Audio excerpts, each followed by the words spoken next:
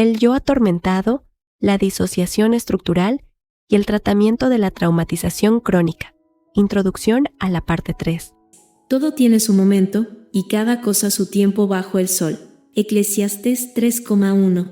Ella era la clave y yo sabía que a menos que pudiera integrar a la niña de noche y la niña de día, mi pesadilla seguiría adelante. Marilyn van der Burg. En esta parte del libro describimos las intervenciones terapéuticas desde el punto de vista de la teoría de la disociación estructural en combinación con la psicología de la acción, con especial énfasis en las fobias de origen traumático. La resolución de cada una de las fobias requiere que aumente el nivel mental del paciente a fin de que puedan tener lugar acciones adaptativas de nivel superior, y especialmente las acciones integradoras de la síntesis y la conciencia. En el TEP de tipo simple, que solamente incluye una P que abarca poco más que los recuerdos traumáticos, la aplicación directa de los modelos de tratamiento empíricamente validados suele ser suficiente. Por ejemplo, los tratamientos estándar incluyen la exposición prolongada, los enfoques cognitivo-conductuales y la EMDR. El tratamiento para los pacientes con este tipo de disociación estructural fue formulado hace ya tiempo por Mears a raíz de sus observaciones de soldados combatientes en la Primera Guerra Mundial agudamente traumatizados. El tratamiento recomendado consiste en restablecer la personalidad emocional despojada de su carácter patológico, aturdido, incontrolado, y en efectuar su unión con la personalidad aparentemente normal. Mears señala que cuando esta reintegración ha tenido lugar en la terapia, resulta inmediatamente obvio que la personalidad, aparentemente normal, difería ampliamente en su apariencia física y en su conducta, además de mentalmente, de la personalidad completamente normal a la que de este modo finalmente se accede. Los dolores de cabeza y los sueños desaparecen, los síntomas circulatorios y digestivos se normalizan, incluso los reflejos pueden cambiar, y todos los síntomas histéricos quedan desterrados. Así pues, los pacientes se vuelven mucho más adaptativos en la vida cotidiana y han sido capaces de tomar conciencia de que sus recuerdos de la experiencia traumática forman parte de su historia vital y no están sucediendo ahora. De hecho, la integración de la personalidad implica una mayor adaptación a la vida, pero estos tratamientos directos suelen fallar o resultar inadecuados en las personas traumatizadas de una forma más crónica. El tratamiento por fases, que sería la norma de atención de la traumatización crónica, se considera el enfoque más efectivo para estos pacientes. El fuerte énfasis en el desarrollo de habilidades y la mejora del nivel mental en la fase 1 es esencial antes de pasar a tratar directamente los recuerdos traumáticos. El tratamiento por fases pretende combinar lo mejor de las técnicas terapéuticas para aumentar la calidad de la vida cotidiana, resolver los recuerdos traumáticos y ayudar al paciente a integrar su personalidad. Este campo está especialmente en deuda con los pioneros del moderno tratamiento del TEP de tipo complejo y de los trastornos disociativos, y particularmente con Daniel Brown, Chris Courtois, Catherine Fine, Erika Fromm, Judith Herman, Richard Kluft y Colin Ross, entre otros. Estos clínicos realizaron progresos altamente novedosos en el ámbito de la aplicación de los modelos por fases a los casos más complejos y en lo referente a educar a otros terapeutas en estos métodos. Desde los años 80 del pasado siglo se han venido desarrollando muchas variantes del tratamiento por fases para las personas crónicamente traumatizadas. Cada uno de ellos sigue básicamente el enfoque original que aparece en la labor pionera de Pierre Janet hace ya más de un siglo. Janet distingue las siguientes fases de tratamiento, cada una de ellas con sus propios objetivos o metas de tratamiento: estabilización y reducción de síntomas, tratamiento de los recuerdos traumáticos y integración de la personalidad y rehabilitación. Este enfoque previene la confrontación prematura con los recuerdos traumáticos. Los enfoques terapéuticos que pretenden mejorar las habilidades asociadas a la vida cotidiana se pueden ver como una parte de la fase 1 del tratamiento. El tratamiento por fases puede aplicarse de forma sencilla y directa en los casos menos complicados de disociación estructural secundaria, pero en la mayoría de los casos de disociación estructural secundaria y terciaria, el tratamiento sería de larga duración y el modelo por fases adopta la forma de una espiral. Ello implica que, cuando sea necesario, la fase 2 del tratamiento se alternará periódicamente con la fase 1 y más adelante en el curso de la terapia, la labor de la fase 2 e incluso de la fase 1 se alternará nuevamente con la fase 3 del tratamiento. Algunos enfoques clínicos recientes utilizan la fase 1 del tratamiento con repetidas incursiones breves a la fase 2. En todos los casos, El terapeuta que utilice un enfoque de tratamiento por fases debe comprender, respetar y trabajar con las limitaciones propias del nivel mental del paciente y de sus partes disociativas de la personalidad. La evaluación del paciente traumatizado.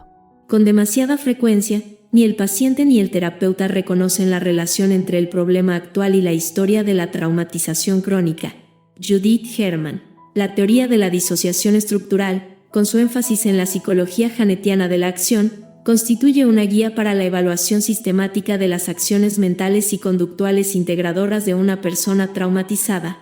La teoría sugiere que el núcleo de la traumatización y la disociación estructural es la falta de integración de las experiencias traumáticas y de sus consecuencias. Un objetivo crucial del tratamiento es, pues, el de ayudar al paciente a emprender la síntesis y la conciencia de los recuerdos traumáticos y las correspondientes acciones integradoras, incluidas acciones más adaptativas en la vida cotidiana actual. La evaluación debe, pues, centrarse en gran medida en comprender por qué el paciente no logra llevar a cabo estas acciones, y cómo se podrían fomentar dichas acciones adaptativas. Los terapeutas deben comprender los problemas de adaptación específicos de un paciente dado y cómo trata éste de solucionarlos. Los problemas de adaptación se relacionan con niveles inferiores de eficiencia y /diagonal o de energía mental.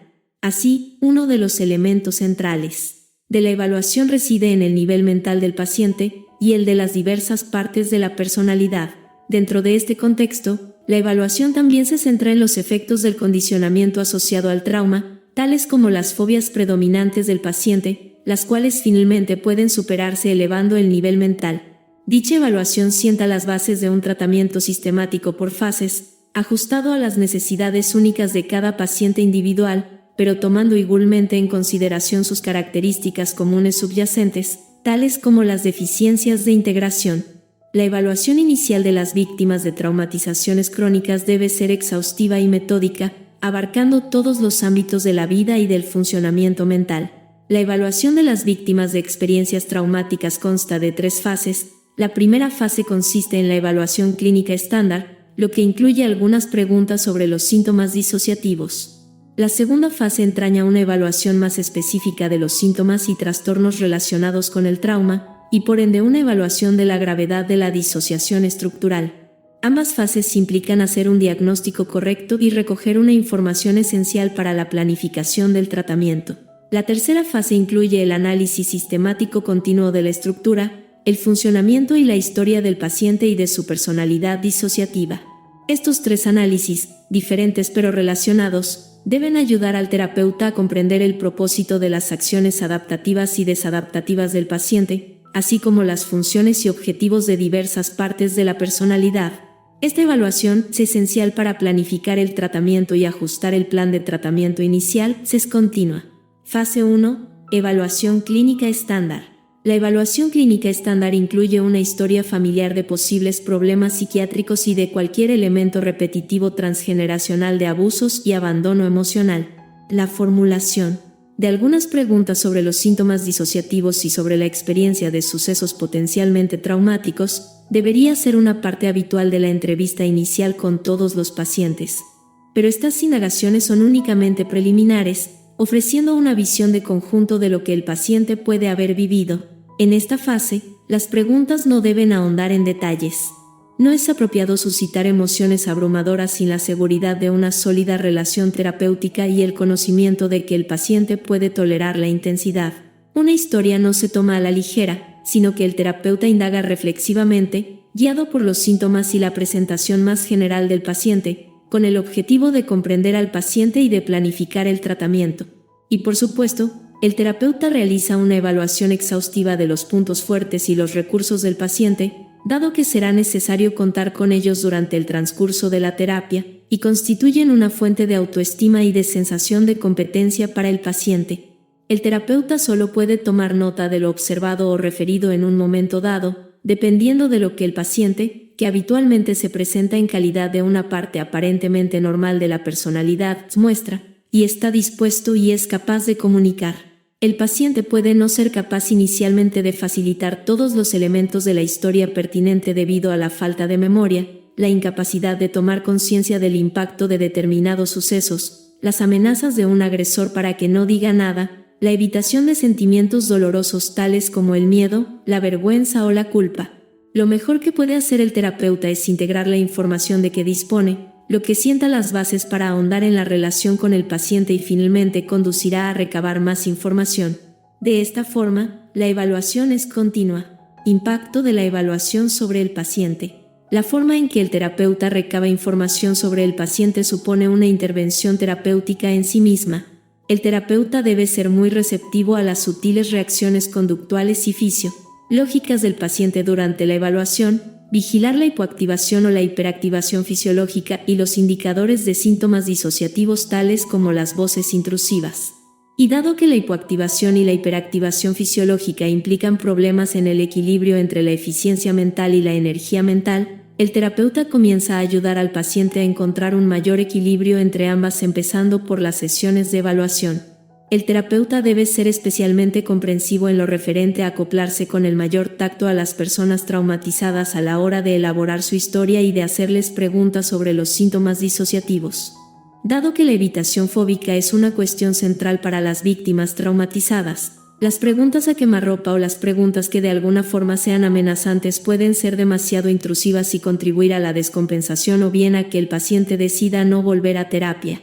El terapeuta que reconoce y que responde adecuadamente a la experiencia disociativa y las profundas alteraciones de conciencia del paciente, contribuirá a crear una sensación de seguridad en este.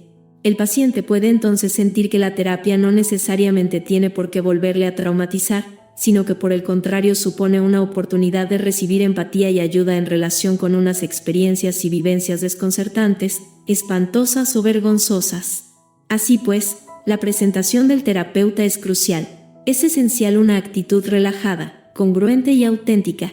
El terapeuta debe observar y comprender de qué forma su propio estilo le puede afectar a un paciente dado. Por ejemplo, el terapeuta más introvertido y parco en palabras puede parecer retraído e implícitamente crítico, en tanto que el más vivaz puede parecer entrometido y dominante. El terapeuta que brinda unas respuestas genuinas y moduladas a las acciones del paciente introduce con ello tendencias de acción de nivel superior. Estas acciones terapéuticas ayudarán al paciente, que habitualmente suele tener un defecto o un exceso de regulación, a regular mejor de alguna forma sus acciones. Las intervenciones del terapeuta deben ser muy claras y precisas, dejando el menor margen posible para la ambigüedad. Ello suele implicar el explicitar incluso lo que debería parecer obvio, por ejemplo, declarar que el paciente no está obligado a responder a determinadas preguntas, si bien se le puede preguntar acerca de por qué le resulta difícil responder. La presentación del paciente durante la evaluación. El terapeuta debe estar atento ya no solo al contenido de lo que dice el paciente, sino también a la manera como lo dice y a lo que parece que deja sin decir. La evaluación general incluye la observación de las reacciones afectivas y físicas del paciente a las preguntas y al propio terapeuta. Es esencial que el terapeuta preste atención a la comunicación no verbal del paciente. Por ejemplo, el tono de voz, volumen, ausencia de contacto ocular o miradas agresivas, movimientos inusuales o estereotipados, o actitudes físicas tales como rigidez, bajar la cabeza, paralización, balanceo o posturas provocativas. Dan todas ellas una información muy útil y pueden llevar a profundizar en la exploración cuando el paciente esté preparado. Por ejemplo, los cambios inesperados y repetidos en el tono y el volumen de la voz, la postura física, las pautas a nivel de movimientos y los temas de conversación pueden indicar alternancias entre las partes disociativas. Cuando el terapeuta observe estos cambios, debe tomar nota de ellos, pero abstenerse de concluir inmediatamente la existencia de una disociación estructural. El terapeuta debe aplazar los juicios y esperar a confirmar o refutar esta posibilidad hasta no haber recabado los datos suficientes. El estilo de vinculación del paciente también brinda información sobre lo que se necesitará en el tratamiento en lo relativo a la actitud relacional más adecuada.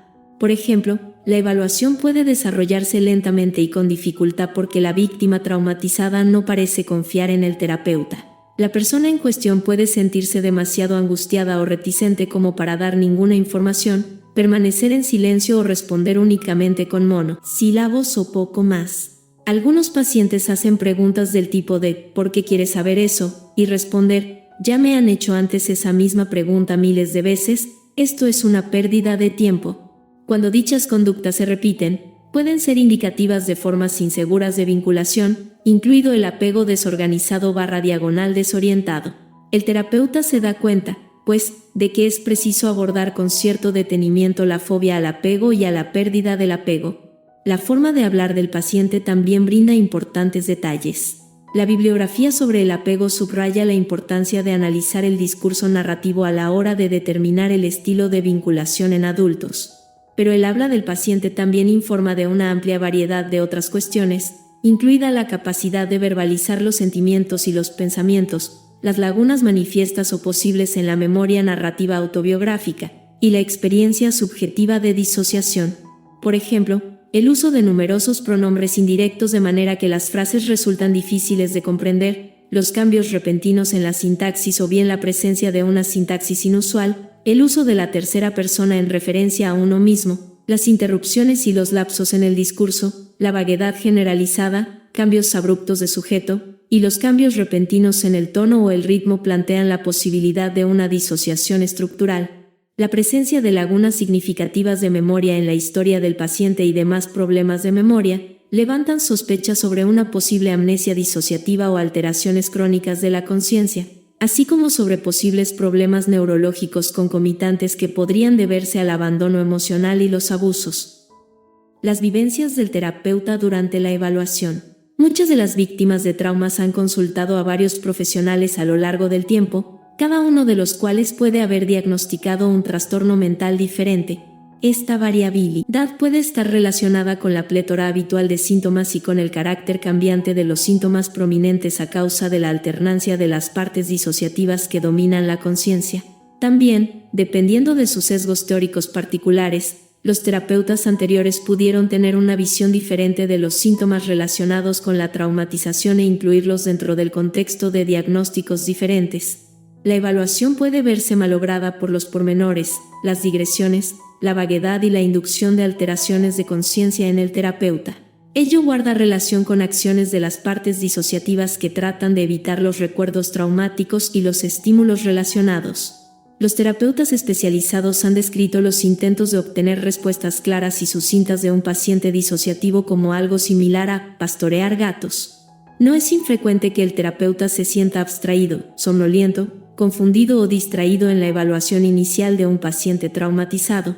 Los terapeutas especializados han descrito algunas de estas experiencias desconcertantes como tomar una poción somnífera, ser hipnotizado, vagar por una sala llena de humo y de espejos, tener un pie fuera de la realidad y perder de repente el hilo de los pensamientos. Los terapeutas deben encontrar la forma de entrenarse con objeto de seguir presentes y de mantener un elevado nivel mental y el centro de atención. Los terapeutas también pueden advertir que tienen unas determinadas respuestas afectivas a un paciente, tales como tristeza, aburrimiento, ansiedad, irritación, asco, frustración o lástima. Estas respuestas pueden ser indicativas ya no solo de una posible contratransferencia, sino de la transferencia, el estilo relacional y las identificaciones proyectivas del paciente. Tratamientos anteriores del paciente. Los pacientes traumatizados suelen venir con una historia de tratamientos previos fallidos o incompletos. El análisis de este elemento puede conducir a una información útil respecto de los obstáculos para la terapia que más adelante se pueden tomar como objetivos.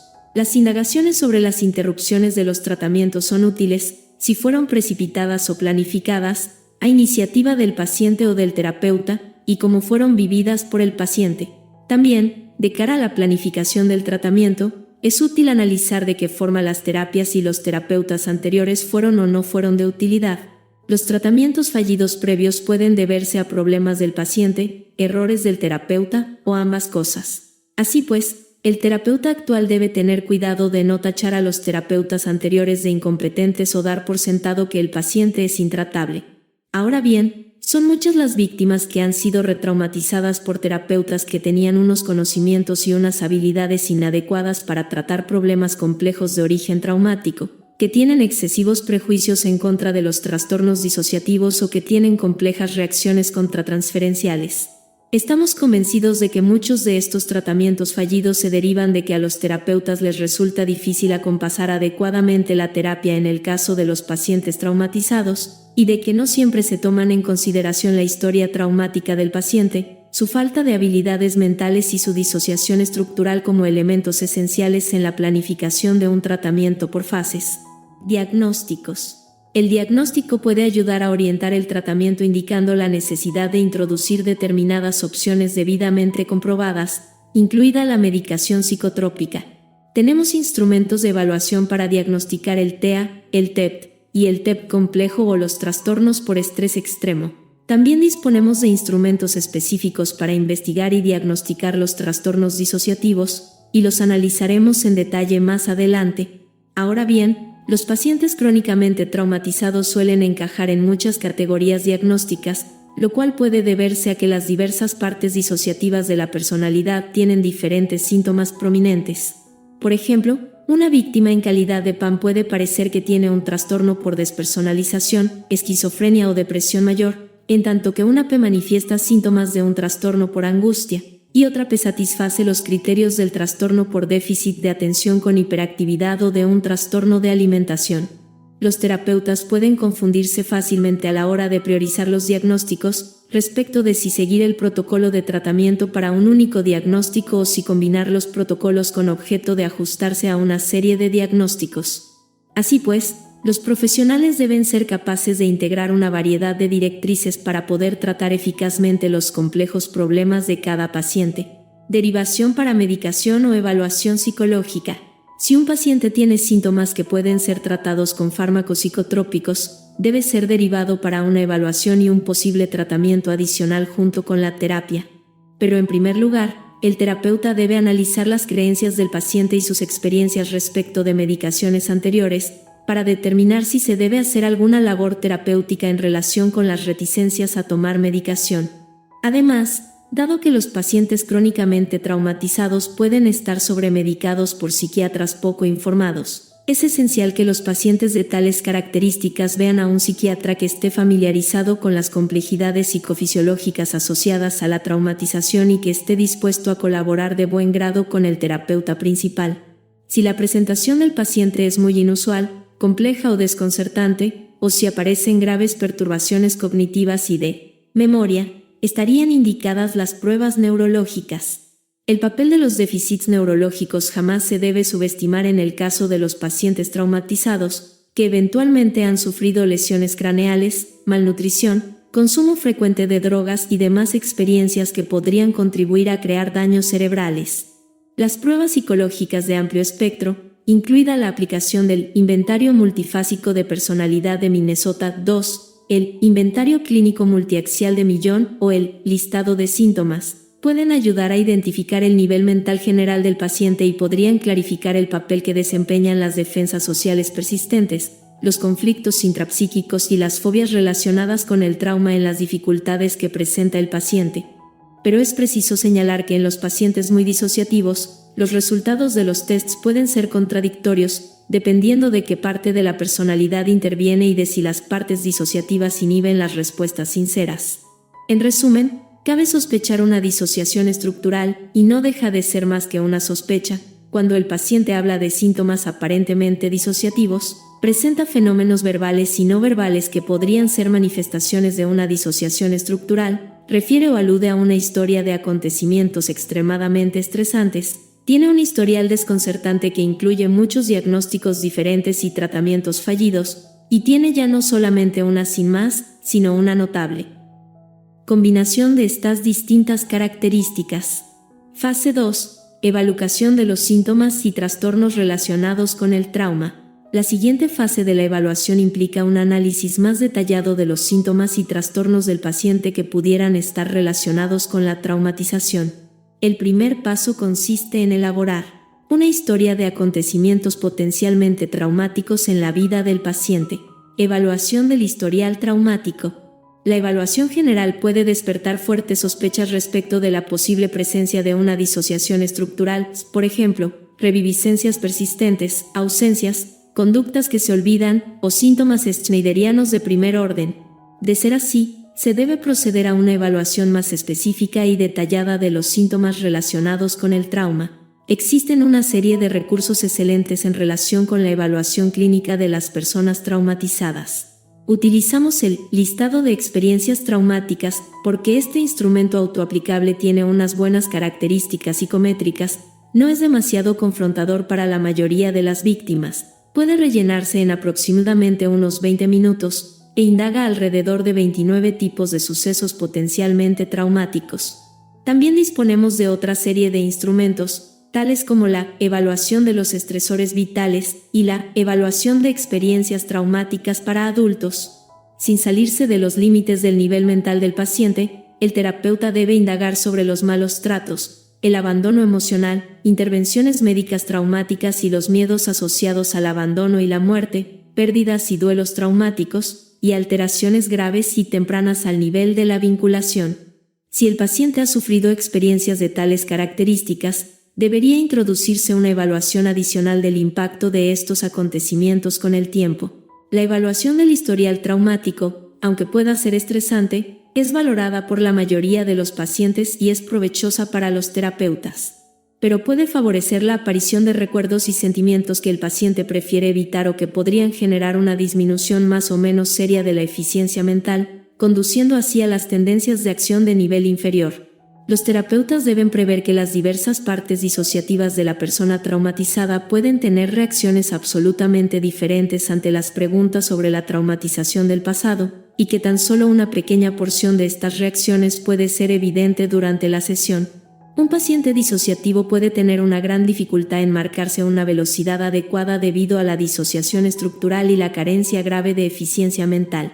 Por ejemplo, en calidad de pan impersonal, un paciente puede referir experiencias traumáticas detalladas en la sesión y salir aparentemente tranquilo y con los pies en tierra, y más tarde autolesionarse o intentar suicidarse porque otras partes de la personalidad se sintieron desbordadas por los recuerdos traumáticos. Los mismos problemas de reacciones inesperadas también pueden tener lugar durante la evaluación de la disociación estructural. Los pacientes disociativos pueden venir a terapia con la experiencia de que hablar de los síntomas disociativos puede provocar dichos síntomas. Esta experiencia puede volverles aprensivos y por ende limitar su eficiencia mental, lo que dificulta su capacidad de controlar los sentimientos y los recuerdos suscitados por la evaluación de la disociación estructural. Puede que les dé miedo o vergüenza admitir síntomas raros, tales como comportarse como un niño, oír voces, agazaparse dentro de un ropero o hacer movimientos extraños. Puede que sean reticentes a hablar de síntomas que pudieran tacharles de locos o malos. Así, puede que un paciente no refiera ni admita inicialmente una historia de abusos sexuales o maltrato físico, o experiencias tales como oír voces, ausencias, autolesiones, impulsividad sexual o abuso de sustancias. Muchos pacientes con trastornos disociativos complejos tratarán de ocultar sus partes disociativas en las fases iniciales de la evaluación y la terapia.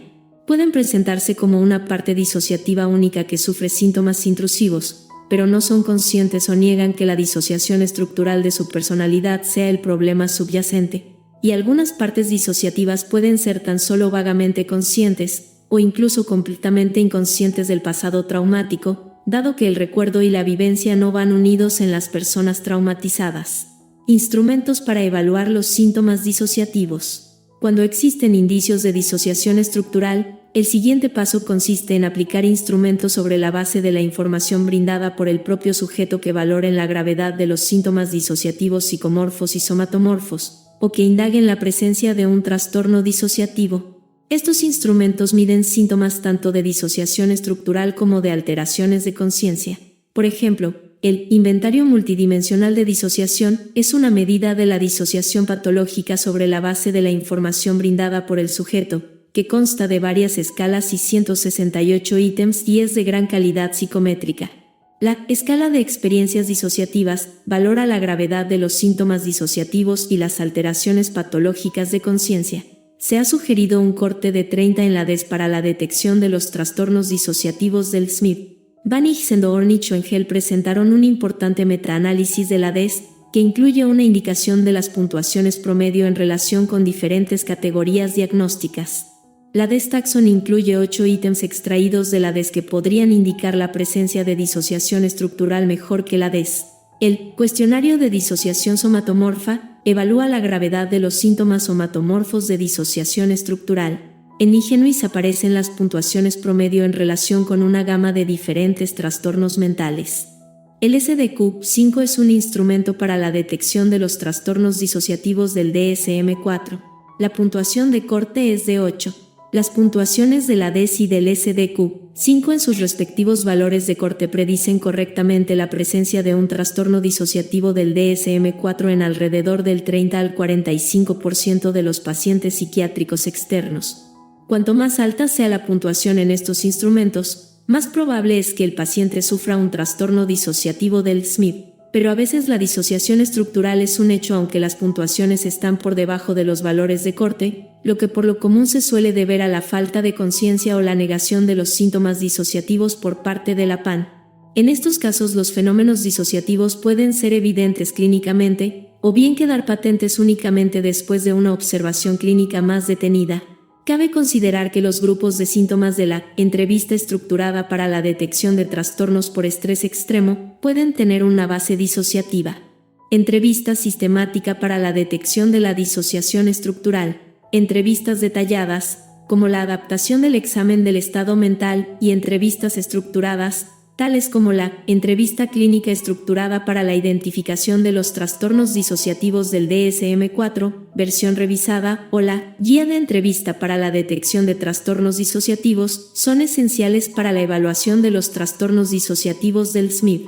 Pero el terapeuta no debe perder de vista que la disociación estructural también puede estar presente en otra serie de trastornos, incluido el TLP, el TEPT y los trastornos disociativos somatomorfos. De forma pausada y gradual el paciente debe ser interrogado respecto de la posible presencia de episodios de amnesia, fuga, despersonalización, desrealización, confusión de la identidad, alteración de la identidad, síntomas schneiderianos y demás experiencias subjetivas que podrían indicar la presencia de disociación. Adicionalmente, se indaga sobre la presencia de posibles alteraciones normales y patológicas de la conciencia. El paciente es alentado a dar ejemplos de posibles vivencias disociativas. Tales experiencias deben diferenciarse claramente de las alteraciones graves de conciencia y demás fenómenos que tengan una causa subyacente diferente.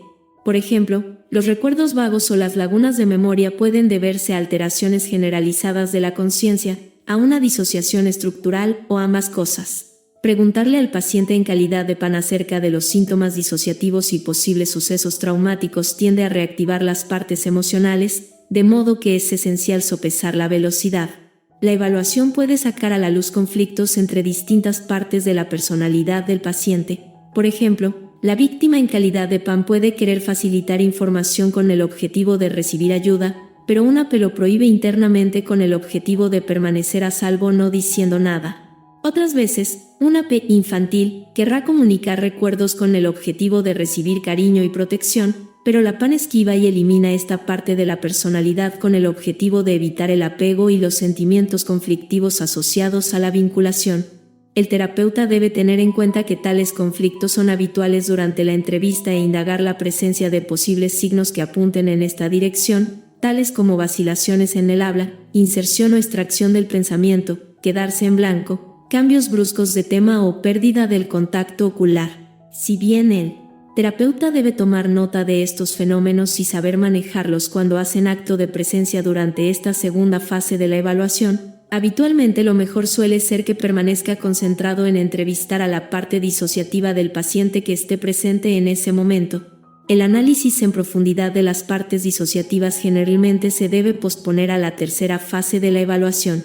En la medida de lo posible, el terapeuta determina qué partes disociativas desempeñan funciones de primera magnitud en la vida cotidiana y cuáles interfieren en el día a día, tales como las PES infantiles, persecutorias o atacantes.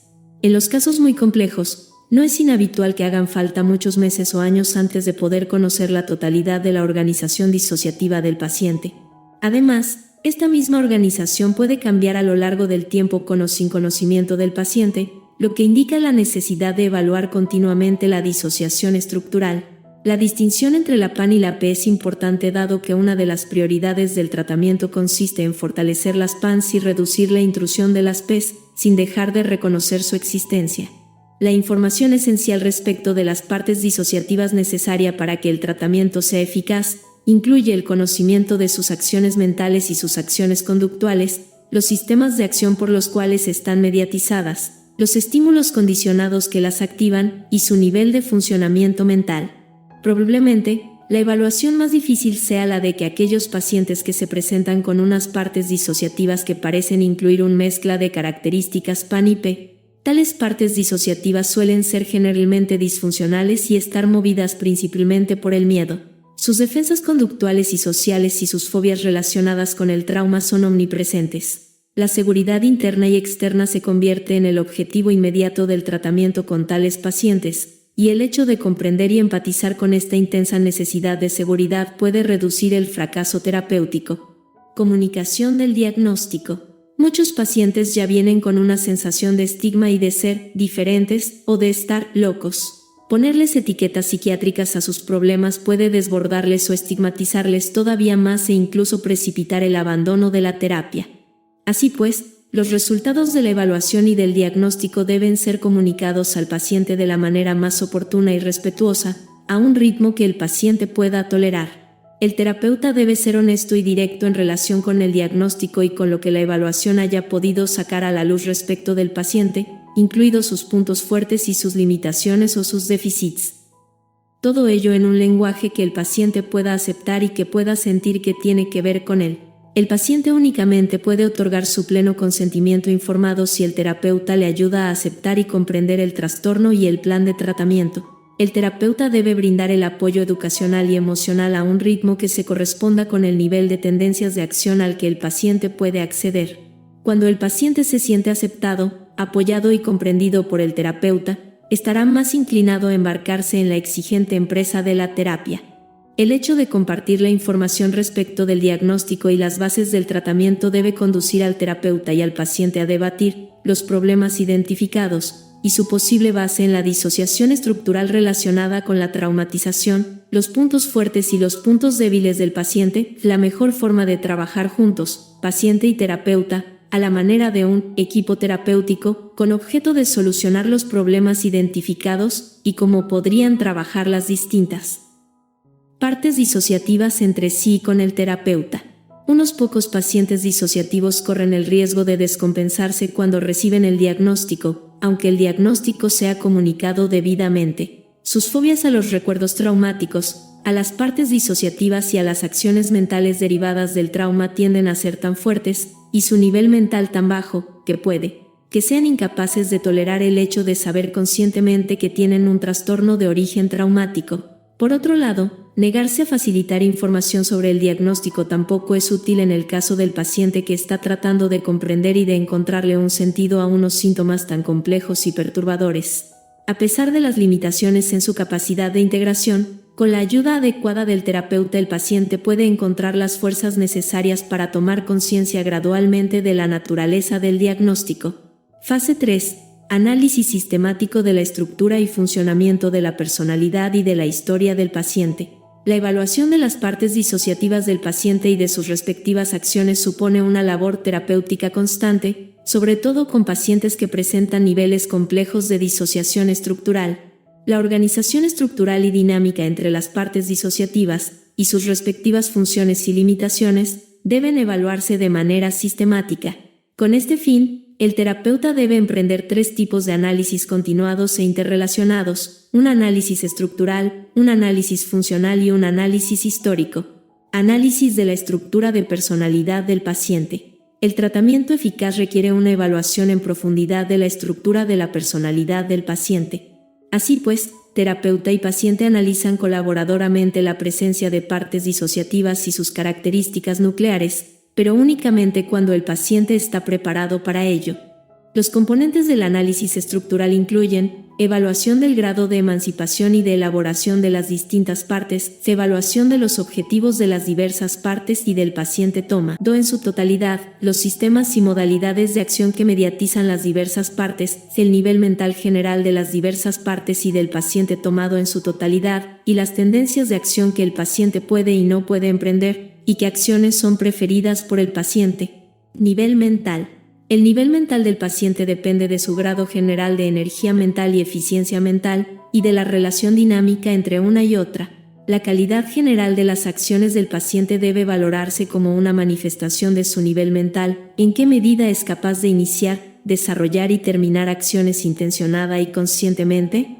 Cuanto más bajo sea su nivel mental, más recurrirá el paciente a acciones sustitutivas o desadaptativas, y más reflejo que reflexivo será a nivel de pensamiento y de conducta.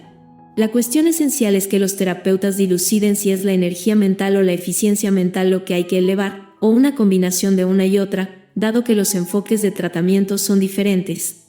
Por ejemplo, Mary estaba extraordinariamente deprimida, le costaba salir de la cama y se pasaba las horas muertas sentada sin más y mirando fijamente a la pared.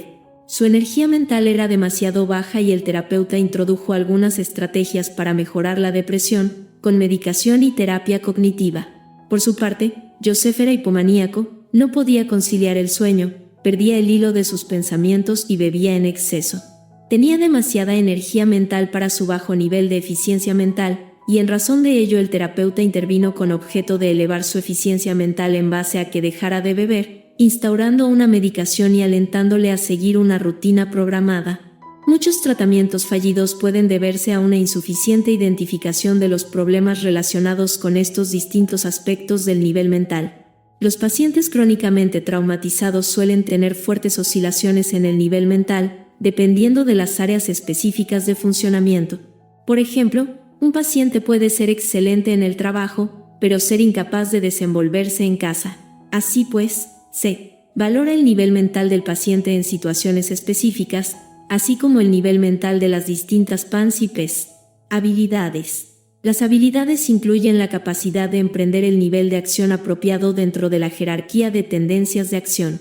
Como señalamos más arriba, muchas de las personas traumatizadas jamás aprendieron las oportunas habilidades mentales, relacionales y demás habilidades vitales. Las habilidades esenciales incluyen la capacidad de regular las tendencias de acción, incluida la capacidad de afrontar el estrés, de autotranquilizarse y de buscar el consuelo y el apoyo oportunos, y la regulación de las emociones sociales tales como el autodesprecio, la vergüenza y la culpa, tolerar la soledad, verbalizar en lugar de pasar impulsivamente a la acción, vivir en el presente, empatizar con nosotros mismos y con los demás, tener relaciones sociales y relaciones estrechas con otras personas, distinguir entre la realidad interna y la realidad externa, por ejemplo, darse cuenta de que sentir agresividad es diferente de traducirla impulsivamente en un acto concreto, o de que las reviviscencias internas de las experiencias traumáticas no están teniendo lugar en la realidad, percibir correctamente el contexto y la realidad actual, distinguir el pasado y el futuro del presente, y percibir y comprender correctamente las motivaciones y las intenciones de los demás y de nosotros mismos.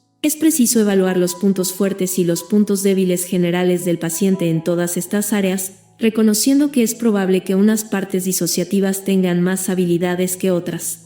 El análisis estructural describe, pues, las diferentes partes disociativas que incluye la víctima traumatizada, así como las características y las habilidades esenciales.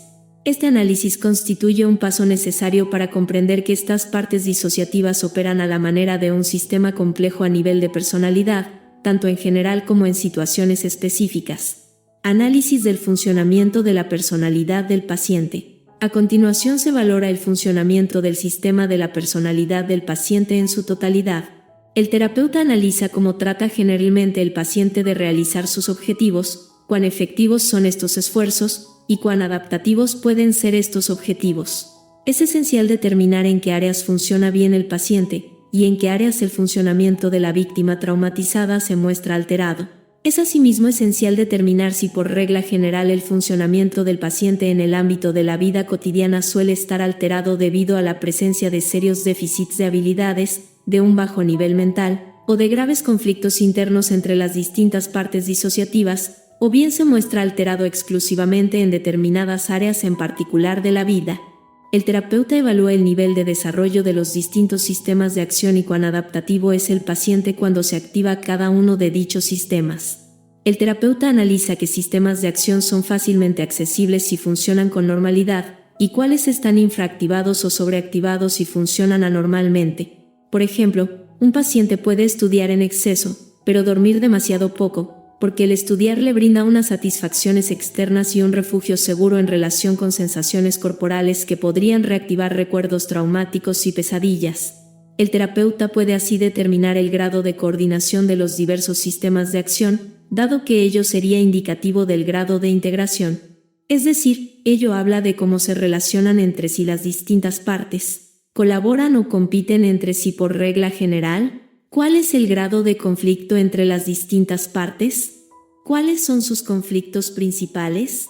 ¿Se da el caso de que dos o más partes coinciden en un objetivo determinado, pero difieren en la forma de alcanzarlo? ¿Cuál es su nivel de conocimiento, empatía, antipatía, colaboración y negociación cognitiva y emocional mutua? ¿Qué elementos psicodinámicos pueden estar implicados? ¿Qué factores generales inducen un cambio repentino de una parte a otra? ¿Qué acciones sustitutivas mantienen la disociación estructural? El terapeuta también tiene que comprender cómo funciona el paciente en determinadas situaciones en particular. El terapeuta debe detallar el tipo de tendencias de acción que emprende el paciente en situaciones importantes específicas y cuán adaptativas son dichas tendencias de acción.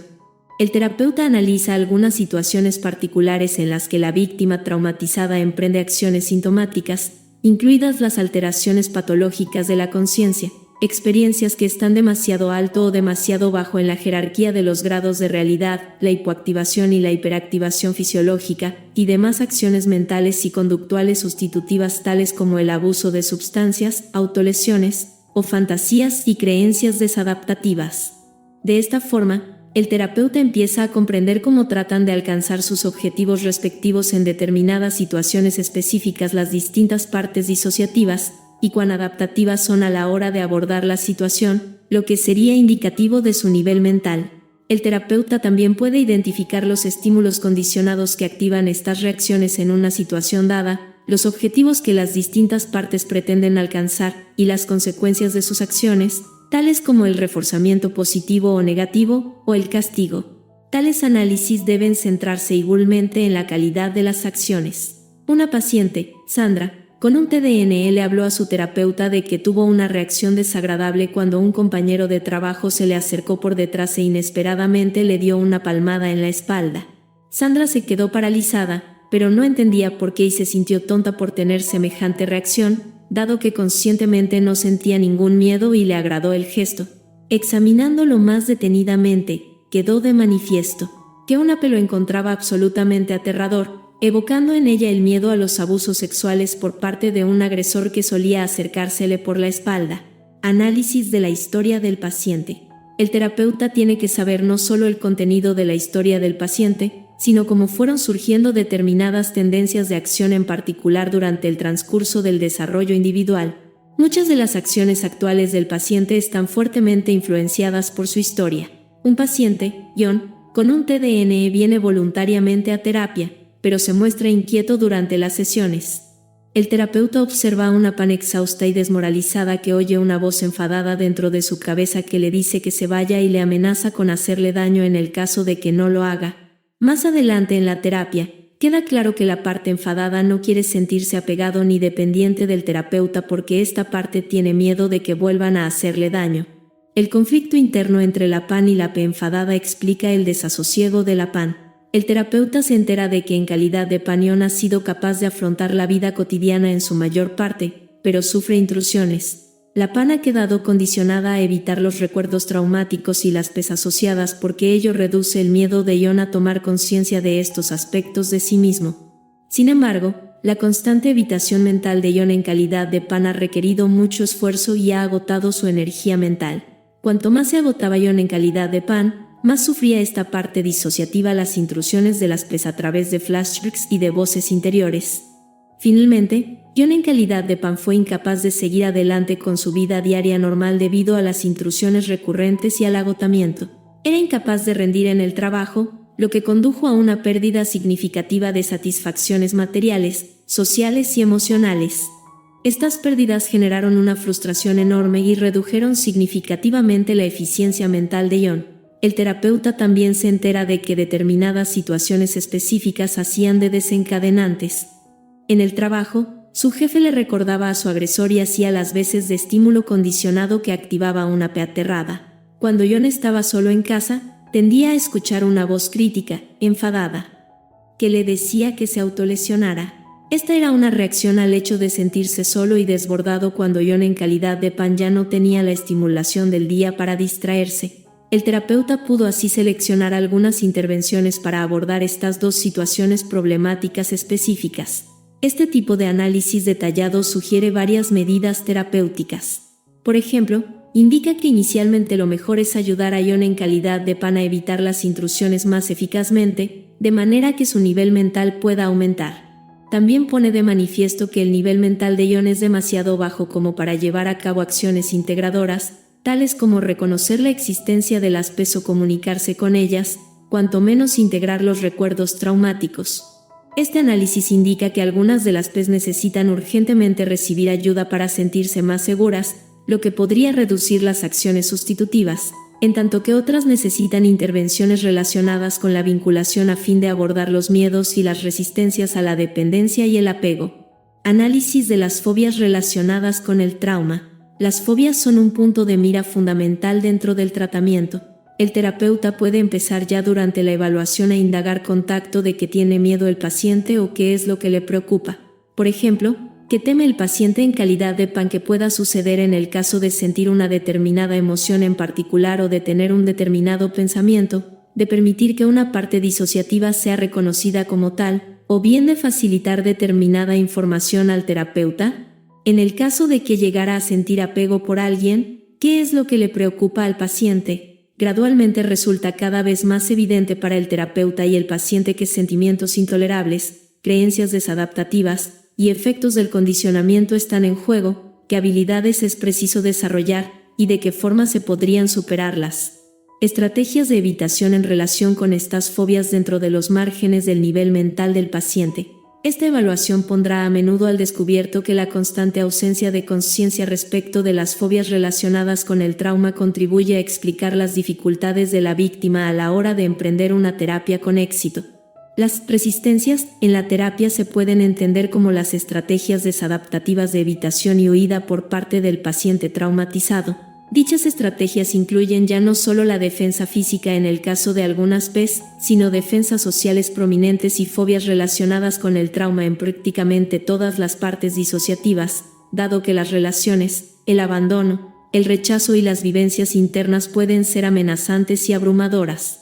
El terapeuta debe tratar de comprender cuanto antes qué fobias están presentes en las diversas partes disociativas de la personalidad. Esta comprensión orientará el tratamiento en gran medida. Por ejemplo, una paciente en calidad de P decía una y otra vez: «Me encantan los perros. Quiero irme con mi perro». Esta fijación a los perros suponía una retracción extrema de su campo de conciencia a los momentos en que de niña se sentía segura y querida por su perro dentro de un hogar extraordinariamente perturbado. Pero el focalizar la atención en el perro también la ayudaba a evitar recuerdos dolorosos de rechazo y abandono. Le impedían apegarse al terapeuta en el momento actual y tomar conciencia de su miedo generalizado al apego y de su evitación extrema de la gente. Cuando la víctima no puede evitar los estímulos fóbicos, pueden activarse emociones violentas. El terapeuta determina cuándo es probable que un paciente regrese a estas acciones sustitutivas. El terapeuta debe distinguir entre las emociones violentas y las emociones adaptativas intensas, y los sentimientos vivenciados dentro de los márgenes de un nivel mental adecuado, expresados reflexivamente de formas relacionalmente apropiadas, que le ayudan al paciente a vivir mejor y le proporcionan un alivio duradero y no meramente transitorio. Los sentimientos adaptativos, aun en el caso de que sean intensos, suelen implicar la autorreflexión respecto de qué estamos sintiendo y por qué, incluyen percepciones y predicciones relativamente correctas basadas en el presente, y suponen un control mucho mayor sobre las reacciones reflejas. Análisis del entorno social del paciente. El medio social del paciente debe ser exhaustivamente evaluado, dado que ejerce un impacto fundamental sobre su funcionamiento. Se abre inicialmente una historia psicosocial como parte de la evaluación general, incluido el funcionamiento de la familia de origen u otro marco diferente en el que creció el paciente, sus vivencias en la escuela y con sus iguales, sus relaciones sentimentales en la adolescencia y la adultez joven, su sistema de apoyo actual y los servicios clínicos por los que ha pasado anteriormente. El análisis adicional incluye cómo se ve afectado el paciente por su medio social actual y cómo le afecta él a su vez a dicho medio. Es crucial para la planificación del tratamiento saber cómo responden las personas significativas a los síntomas y las conductas del paciente. Por ejemplo, ¿en qué medida apoyan, descalifican o se muestran indiferentes? ¿Refuerzan intencionada o inadvertidamente las acciones sintomáticas del paciente? ¿Suponen una amenaza para la seguridad del paciente? ¿Podrían tener algún motivo para interferir en los cambios que el tratamiento pudiera acarrear? De haber otros profesionales trabajando con el paciente, ¿cómo se relacionan con él y qué papel desempeñan en su tratamiento? En el caso de que el paciente dé su consentimiento informado para ello, puede ser útil invitar a su pareja o alguna otra persona que le brinde apoyo a una sesión con la víctima traumatizada y observar cómo se relaciona con las personas más cercanas. Los planes de tratamiento sólidos incorporan al tratamiento, de ser posible, el uso útil del sistema de apoyo del paciente. Los pacientes deben revisar profundamente su entorno social cuando las personas importantes son maltratadores o inaccesibles emocionalmente. Este cambio constituye una de las primeras preocupaciones del tratamiento en muchos casos, y lo habitual es que sea una labor continua. El terapeuta analiza la relación del paciente con sus hijos. En el caso de que se sospeche o sea evidente la existencia de maltrato o desamparo, los niños deberán ser evaluados directamente. Cuando ello sea necesario, el plan de tratamiento incluirá las medidas e intervenciones oportunas con relación a los hijos del paciente. Factores pronósticos y evolución del tratamiento. Uno de los objetivos de la evaluación es determinar a grandes rasgos un pronóstico y un curso de tratamiento. Ahora bien, a veces la capacidad que tiene el paciente de cambiar no queda clara hasta bien entrada la terapia, dado que ello depende de elevar el nivel mental, lo que puede ser una tarea difícil y prolongada. Existen unos criterios básicos que el paciente debe satisfacer para que sea factible la terapia en régimen externo, incluida la seguridad sentida dentro de las sesiones, la capacidad de asistir a las sesiones con regularidad y de pagar los honorarios, una capacidad mínima de comprometerse en una relación con el terapeuta, y la ausencia de una psicopatía seria que podría indicar la conveniencia de un tratamiento en régimen interno. Es prácticamente imposible realizar ningún tratamiento eficaz con pacientes que siguen viviendo o continúan atrapados en una relación tormentosa con sus agresores o con una pareja que les maltrata. Pero en cualquier caso habitualmente las relaciones del paciente están muy lejos de ser sanas y suelen constituir uno de los objetivos del tratamiento. La bibliografía clínica sobre el tratamiento de los trastornos disociativos complejos distingue 3 subgrupos de pacientes a nivel pronóstico. Obviamente, los pacientes pueden desplazarse de una categoría a otra durante el transcurso de la terapia, dependiendo del éxito del tratamiento. El primer subgrupo lo forman los pacientes que presentan una disociación primaria o secundaria y un alto funcionamiento. Los pacientes de tales características tienen una PANS muy funcionales con un considerablemente elevado nivel mental, colaboración y empatía internas, y diversas ventajas sociales, educativas y profesionales. La conducta autodestructiva es escasa y los trastornos comórbidos existentes responden bien al tratamiento. Cuanto menos las principales partes disociativas que se desenvuelven en el ámbito de la vida cotidiana tienen un mínimo de habilidades emocionales y relacionales, y las defensas sociales y las fobias relacionadas con el trauma son susceptibles de modificación. El tratamiento suele ser habitualmente más rápido y evolucionar de una forma bastante directa. El segundo subgrupo incluye los casos más complicados con unas PANS menos funcionales o una intrusión mayor de las PES en los asuntos de la vida cotidiana. El nivel mental está en general por debajo del grupo de alto funcionamiento. Las complicaciones relativas al eje 2, particularmente los trastornos de personalidad límite y por evitación, son frecuentes, junto con afecciones comórbidas serias, tales como trastornos afectivos, trastornos de alimentación y trastornos por abuso de sustancias. En estos pacientes las defensas sociales y las fobias de origen traumático importante son algo de lo más normal, y sus habilidades emocionales y relacionales son deficitarias. También tienen dificultades en regular una variedad de sistemas de acción, como la gestión de la energía, las relaciones sexuales y el cuidado de otras personas. El tratamiento es más difícil y prolongado, y suele venir acompañado de crisis e ingresos psiquiátricos. Las reacciones fóbicas a estímulos relacionados con el trauma suelen estar generalmente más rigidificadas y ser más resistentes al cambio. El tercer subgrupo es mucho más refractario al tratamiento, manifestando eventualmente reacciones terapéuticas negativas persistentes y una dificultad extrema en el ámbito de la vida cotidiana. Las defensas sociales y las fobias relacionadas con el trauma están profundamente arraigadas, son egosintónicas y susceptibles de modificación únicamente con enorme dificultad y esfuerzo. Tales pacientes presentan el nivel mental más bajo, lo que se traduce en emociones violentas crónicas, impulsividad y tendencias de acción de nivel persistentemente bajo. Tienden a mostrar una dependencia ingobernable o bien una ausencia casi total de apego al terapeuta. Existen alternancias incontroladas entre las PANS y las PES, lo que provoca que los giros de unas a otras sean rápidos y fáciles. Las PANS y las PES tienden a ser sadomasoquistas, tanto entre sí como en el ámbito de las relaciones externas. Estos pacientes suelen estar caracterizados por la presencia de alteraciones patológicas persistentes al nivel de la conciencia. Suelen manifestar conductas autodestructivas graves, crónicas e intratables que son sustitutivas de acciones adaptativas de mayor calidad y presentan con más frecuencia características propias de trastornos psicóticos, trastornos afectivos refractarios y trastornos de personalidad graves. Este subgrupo es el que tiene el pronóstico menos favorable. La mayoría de las veces, el tratamiento debe limitarse a las intervenciones de la fase 1. Resumen. Los pacientes traumatizados son evaluados en 3 fases. La evaluación clínica estándar constituye el primer paso. En una segunda fase, el terapeuta evalúa los síntomas y trastornos relacionados con el trauma, además de una historia de posibles experiencias traumáticas tales como malos tratos, abandono emocional y pérdidas de vínculos. Los síntomas disociativos se evalúan con la ayuda de una serie de instrumentos sobre la base de la información facilitada por el propio sujeto, pero requieren de una entrevista clínica sistemática para poder diagnosticar un trastorno disociativo.